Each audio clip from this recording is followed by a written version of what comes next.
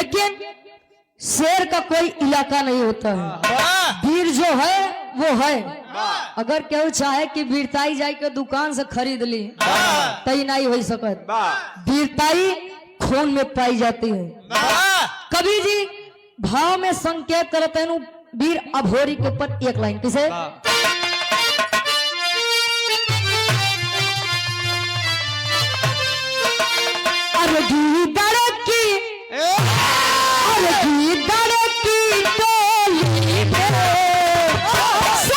आकर दहाड़ा है।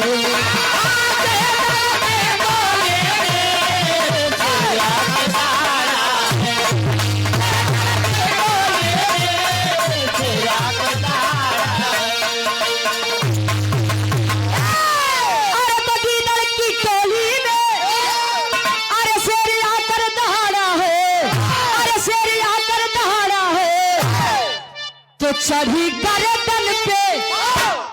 गर्दन पे शेरे बाबा पकड़ छाती को फाड़ा है।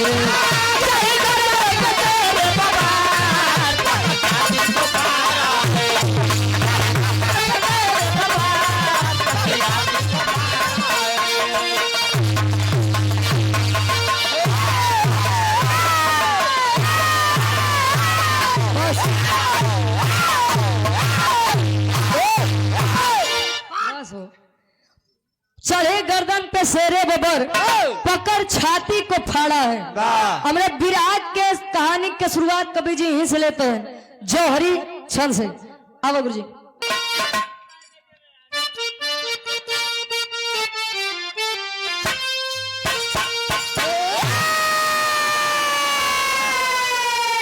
अरे तो एक दिन माता मजरी से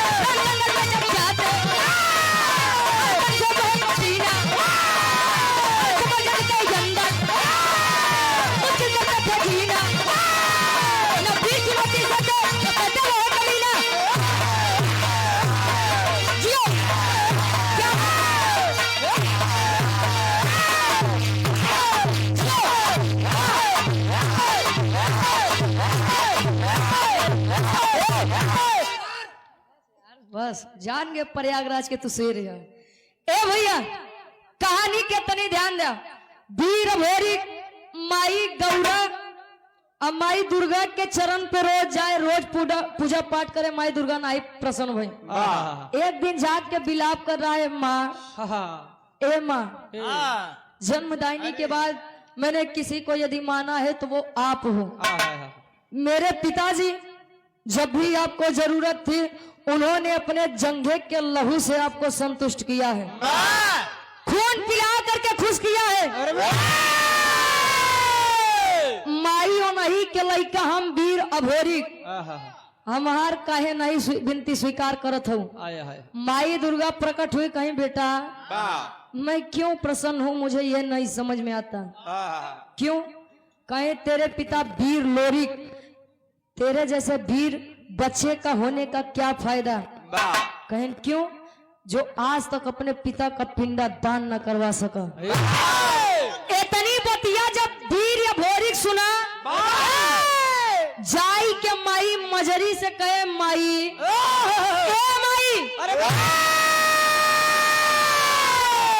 बाबूजी के पिंडदान काहे नहीं किया। कहे बेटा न तेरे पिता को न मुझे ये गुलामी की चीज नहीं पसंद। मतलब कहे पिपरी के राजा उसूरपति कोई भी जाता है पिंडदान करने के लिए तो पहले उससे सामना करना पड़ता है और सुबह का सबसे पहला पिंडदान वह अपने पुरखों को करता है। इतनी बतिया जब वीर अभोरी सुने तिनमिनाई के खड़ा हो गया। ए मां अपने इस बच्चे को आशीर्वाद दे। मांगा था कैसे, एक लाइन गीत लगत बा।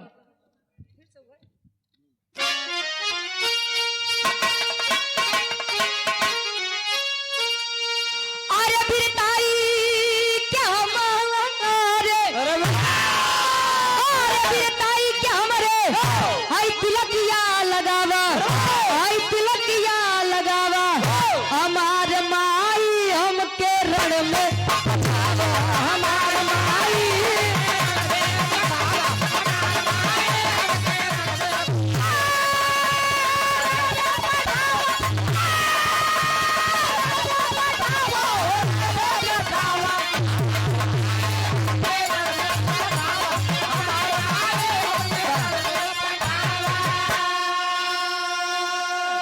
बिरताई के हमरे तिलकिया लगावा, हमार माई हमके रण में पठावा। तिलक 3 प्रकार के होते। तिलक हाँ हो, एक तिलक जवन रोज सबके पूजा पाठ करके लगावा थे। एक तिलक जिसे विजय तिलक कहा जाता है।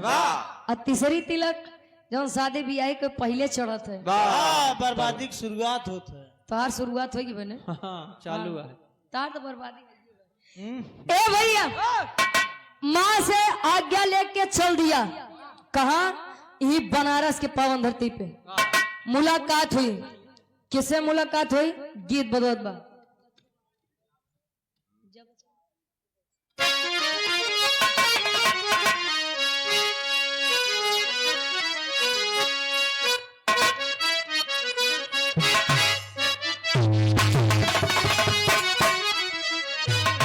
दुल्ही बतावे, अरे जब से गवानावा के, जब से गवानावा के दिनवा धगाई, रतिया में नींद आवे देह पिया नाराई।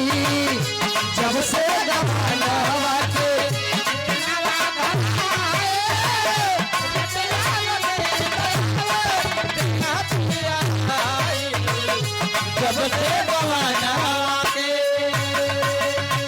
लेकिन कभी कभाव है अघोरी पहुंचता है बनारस में और मुलाकात होती है। किसे? कभी पिंडदान भोरी, कभी पिंडदान भोरी बनारस में आया। शशिधर पंडा से बातें लड़ाया।